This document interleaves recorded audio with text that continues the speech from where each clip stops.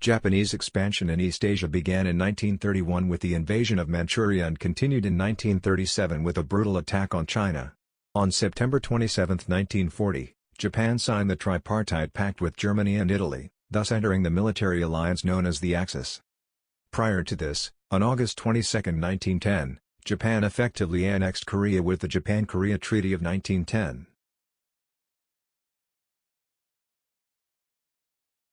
The Manchurian Incident was an event staged by Japanese military personnel as a pretext for the Japanese invasion in 1931 of northeastern China, known as Manchuria. On September 18, 1931, the Japanese detonated a small quantity of dynamite close to a railway line owned by Japan's South Manchuria Railway. The explosion was so weak that it failed to destroy the track, and a train passed over it minutes later. The Imperial Japanese Army accused Chinese dissidents of the act and responded with a full invasion that led to the occupation of Manchuria, in which Japan established its puppet state of Manchukuo 6 months later. The deception was soon exposed by the Lytton Report of 1932, leading Japan to diplomatic isolation and its March 1933 withdrawal from the League of Nations. The invasion grew into a full-scale war. Japan invaded China for a few reasons. Japan needed more and more raw materials to create its heavy industry. Japan no longer had enough raw materials in its empire, and needed to get more by taking over more of Asia.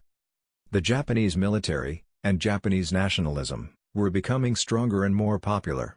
Japan attacked and was successful in capturing several cities in China. One of the most brutal attacks during the war took place in Nanking, or Nanjing. The Nanjing Massacre was a massacre that happened in Nanjing, in December of 1937 and January of 1938. It was part of the Second Sino-Japanese War, which was the part of World War II between China and Japan. At the time, Japan was trying to take over China and Nanjing was the Chinese capital. The Japanese army reached Nanjing on December 13, 1937 and began killing thousands upon thousands of men and boys and raping thousands upon thousands of women and girls. The estimates range from 40,000 to 300,000 Chinese people were killed in this massacre. This remains a contentious topic to this day. In 1940, Japan invaded French Indochina in an effort to embargo all imports into China, including war supplies purchased from the U.S. This move prompted the United States to embargo all oil exports, leading the Imperial Japanese Navy to estimate it had less than 2 years of bunker oil remaining, and to support the existing plans to seize oil resources in the Dutch East Indies. The Philippines, at that time an American protectorate, were also a Japanese target. The Japanese military concluded an invasion of the Philippines would provoke an American military response. Rather than seize and fortify the islands, and wait for the inevitable U.S. counterattack, Japan's military leaders instead decided on the preventive Pearl Harbor attack.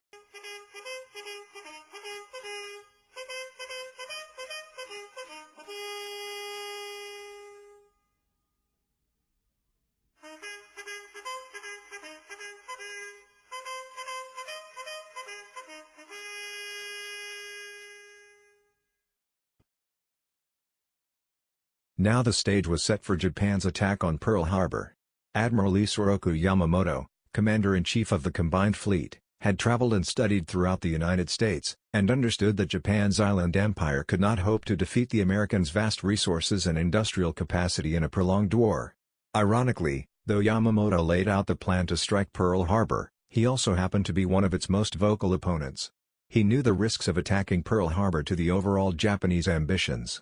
While those in favor of the attack believed it would keep the United States at bay, Yamamoto feared, correctly, as it turned out, it would simply enrage the nation and draw it into a war Japan couldn't win. The first wave of attacks on Pearl Harbor included 183 aircraft. As the Japanese approached Pearl Harbor, there were about 80 U.S. Navy ships docked. Unfortunately, for the Japanese, all 3 of the Americans' aircraft carriers were out to sea that day. The first Japanese bombers struck the southern tip of Ford Island. The next wave of attack fighters dropped their torpedoes, and the USS Utah was struck and capsized. The USS Raleigh was also struck but didn't capsize. Following the attack on the USS Utah and the USS Raleigh, a Japanese fighter dropped a torpedo and struck the USS Oglala and the USS Helena. Now the Japanese pilots focused their attention on Battleship Row. 12 attack fighters flew single file and launched their torpedoes, with most of the attacks hitting the USS Oklahoma and the USS West Virginia. One fighter spotted the USS California and managed to successfully achieve a hit. The next wave of bombers attacked the USS Maryland, the USS Tennessee, and the USS Arizona. The USS Arizona suffered 2 deadly hits and exploded. Tragically, 1,102 sailors were killed when the ship sunk. Now it was time for the second wave, which included 167 aircraft, 78 of which were dive bombers. As the second wave of attacks commenced, the USS Nevada was spotted from the sky as it attempted to escape from the harbor. The Japanese fighters saw this, and unleashed a deadly attack. The USS Nevada beached itself.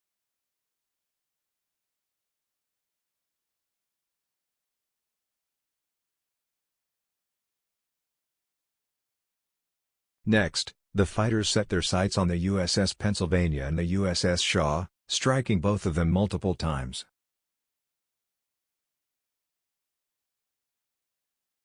The attack on Pearl Harbor was initially successful for the Japanese military. They destroyed a huge number of aircraft and immobilized some of the American battleships for at least 6 months. The Japanese sneak attack drew a shocked America into World War II. This tested the nation's resolve, and America was determined to achieve nothing less than a total victory. The invasion of the Philippines started on December 8, 1941, 10 hours after the attack on Pearl Harbor. As with Pearl Harbor, American aircraft were severely damaged in the initial Japanese attack. 103 aircraft were destroyed, more than half of their fleet. By December 13, the Japanese had destroyed every major airfield, basically eliminating American air power. The Japanese launched the invasion by sea from Formosa over 200 miles to the north of the Philippines. The defending forces outnumbered the Japanese by 3-2. The Japanese used first-line troops at the outset of the campaign, and concentrating their forces enabled the swift overrun of most of Luzon during the first month. 10th Division, assigned to land at Limon Bay, was picked as one of the best divisions still available in Japan, and staged from the Ryukyus, Palau. The 14th Army also had the 4th and 7th Tank Regiments and 5 Field Artillery Battalions, 5 Anti-Aircraft Artillery Battalions, 4 Anti-Tank Companies, and a Mortar Battalion. An unusually strong group of combat engineers and bridging units was included in the 14th Army's support forces.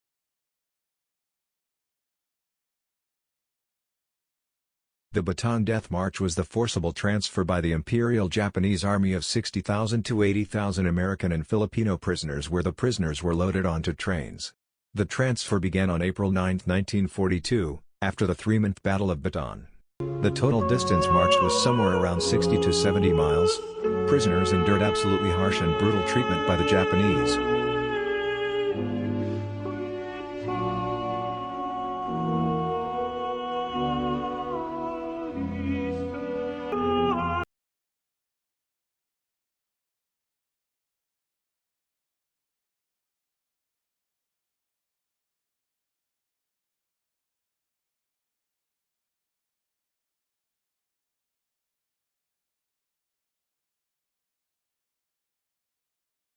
British, Australian, and Dutch forces, already drained of personnel by 2 years of war with Germany, and heavily committed in the Middle East, North Africa, and elsewhere, were unable to provide much more than token resistance to the battle-hardened Japanese.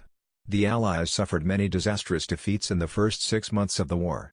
2 major British warships, HMS Repulse and HMS Prince of Wales, were sunk by a Japanese air attack off Malaya on December 10, 1941. As the Japanese rapidly advanced south, the Allies were pushed back. They received the official order to retreat to Singapore, allowing for a final Japanese advance. Singapore, under Japanese attack, fell on February 13. Over 80,000 British and Commonwealth troops spent the war in captivity. The Allied focus on Singapore had proved fatal and, with the Japanese benefiting from air, sea and land superiority, Malaya was captured in just 54 days.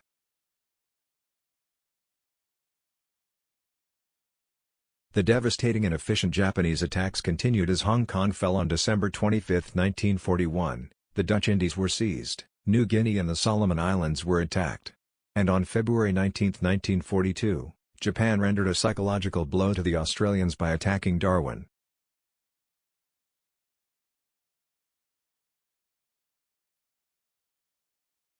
Now Japan was set to attack Midway. Japan knew the strategic importance of securing Midway.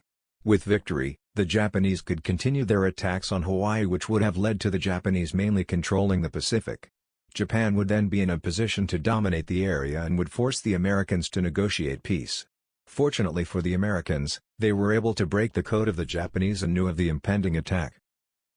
In the initial stages of the attack, the Japanese Northern Task Force began its operation in the Aleutian Islands to divert the U.S. Navy. The Japanese 1st Carrier Strike Force launches aircraft, under Vice Admiral Nagumo's orders. The Americans suffered heavy losses but forced the Japanese to launch a second wave of attacks. Then the USS Enterprise and the USS Hornet launched their dive bombers and torpedo planes. Nagumo was surprised to learn of American carriers in the area, and the Japanese carriers then retreated to rearm and refuel. The USS launched her aircraft with Nagumo's fleet as the prime target.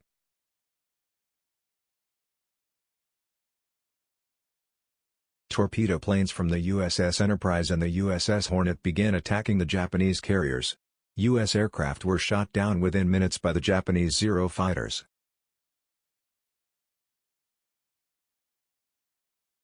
"37 American dive bombers attacked the Japanese carriers.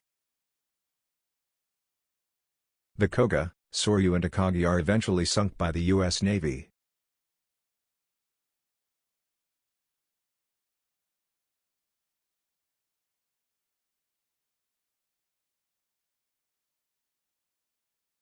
In the decisive Battle of Midway, the Japanese lost 4 carriers and 292 aircraft, and 2,500 soldiers.